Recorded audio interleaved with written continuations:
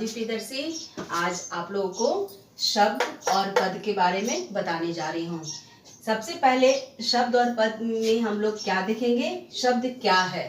ठीक है, तो मैं यहाँ पे एक उदाहरण ली हूँ, किताब लिखा हुआ। ठीक है, ये क्या है, शब्द है।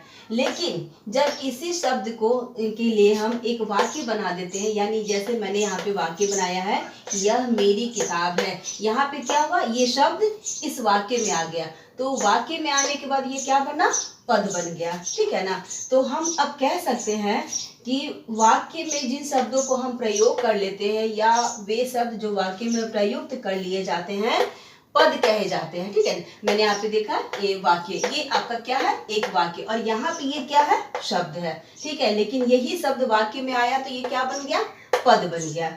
हम इस तरह से पहले शब्द की विशेषताओं को देख लेते हैं, क्या होता है। तो एक से अधिक वर्णों का ये मेल होता है। आप देखेंगे कि क है, ई है, त है, आ है और ब है, अ है, यानी इसमें इतने सारे वर्णों का मेल है। ठीक है ना, और तब जाकर के ये किताब शब्द बना है। या कोई भी शब्द जब हम बनाते हैं तो उसमें होता क्या है कि एक से अधिक वर्णों का मेल होता है। ठीक है, ये फर्स्ट पॉइंट है आपका कि जिसमें एक से अधिक वर्णों का मेल होता है वो शब्द होता है। दूसरा, शब्द सार्थक होता है, यानी इसमें जितने भी शब्द होते हैं, जो भी शब्द को हम लेते हैं वो क्या होता है, सार्थक होता है। सार्थक का मतलब क्या होता है, शब्द के साथ अर्थ जिसका हो। ठीक है ना, ऐसे किसी भी शब्द को हम नहीं लेते हैं जिनका कोई अर्थ नहीं होता है। ठीक है ना, तो शब्द सार्थक होते हैं यानी अर्थ के साथ होते हैं, अर्थयुक्त होते हैं, अर्थपूर्ण होते हैं, ऐसा हम कहेंगे।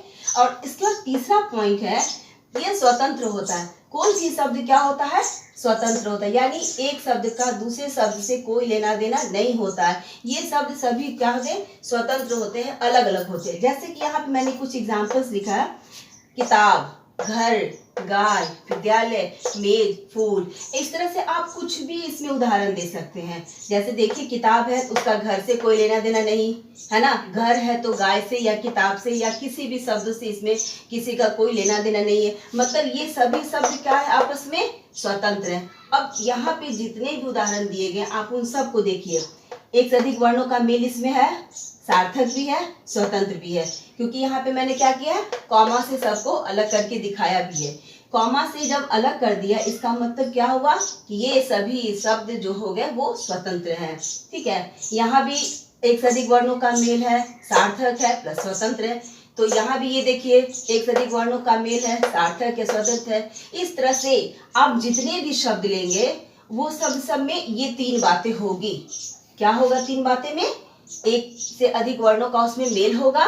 जैसे यहाँ पे भी मैं दिखा दूं आप लोगों को, अगर यहाँ पे घर लिखा है आपने, ठीक है ना, तो घ प्लस अ प्लस र प्लस अ, यहाँ पे देखिए एक से अधिक वर्णों का मेल हुआ कि नहीं हुआ। तो जैसे एक से अधिक वर्णों का ये मेल हो गया, ये घर, ठीक है, उसके बाद सार्थक भी है, स्वतंत्र भी है। ठीक, यहाँ पे कुछ उदाहरण मैंने दिए। उसके बाद अब हम लोग देखते हैं, जब शब्द की परिभाषा हम लोग सीख लेते हैं तो फिर हम लोग या उसकी विशेषताओं को जान लेने के बाद हम अब पद को जानेंगे। पद क्या है भाई, यहाँ पे शब्द की परिभाषा दी है मैंने कि एक से अधिक वर्णों के मेल है ना, सार्थक मेल को शब्द कहते हैं। यहाँ पे एक से अधिक वर्णों का मेल भी हो गया, दूसरा सार्थक भी हो गया। ठीक है, अब आते हैं हम लोग पद की परिभाषा पे। पद की जो परिभाषा है वो क्या लेंगे, सबसे पहले तो आपने यहाँ पे देखा कि पद कहते किसको है भाई, तो जिस शब्द को हम वाक्य में ले आते हैं, है ना। आपका ये शब्द यहाँ पे है ना, ये शब्द उठ करके कहाँ आया, इस वाक्य में आया। ठीक है, तो वाक्य में आने के बाद ये बन गया आपका पद। ठीक है, तो पद की विशेषता क्या क्या हम बोल सकते हैं भाई, कि वाक्य में प्रयुक्त, प्रयुक्त का मतलब है जिन शब्दों को वाक्य में हमने प्रयोग किया।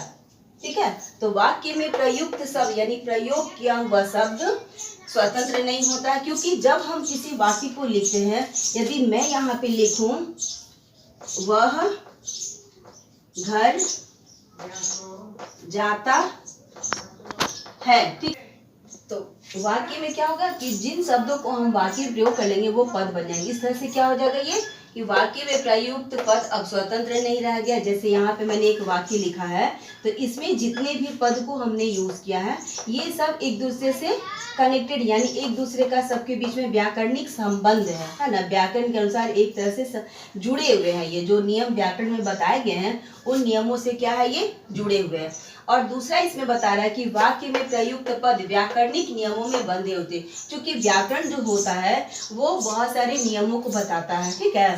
तो व्याकरण के जो नियम होते हैं उसी नियम के अनुसार हमारे कोई भी वाक्य बनते हैं और वाक्य उसी नियमों में बंधा होता है।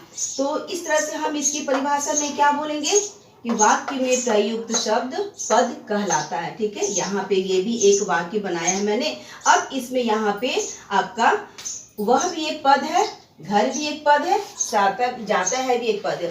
अगर इसको देखें तो ये आपका सर्वनाम पद है, घर आपका कर्म हो गया, और फिर जाता है आपका क्रियापद, यानी वो कहाँ जाता है, वो किसी, ये भी एक संज्ञा को बता रहा है, लेकिन वहां पे आपका ये एक कर्म पद को बता रहा है, फिर ये आपका क्रियापद को बता रहा है, ठीक है। तो यहाँ पे जितने भी शब्द हम चाहे वो वाक्य छोटे बनाए या फिर हम बड़े वाक्य क्यों बनाए, लेकिन जितने भी वाक्य बनाएंगे उसमें सारे पद ही कहेंगे। जैसे यहाँ भी लिखा हुआ है तो ये भी एक पद है, ये भी एक पद है, ये पद है और ये भी पद है, ठीक है। और इन सारे पदों के अलग अलग नाम होंगे, ठीक है।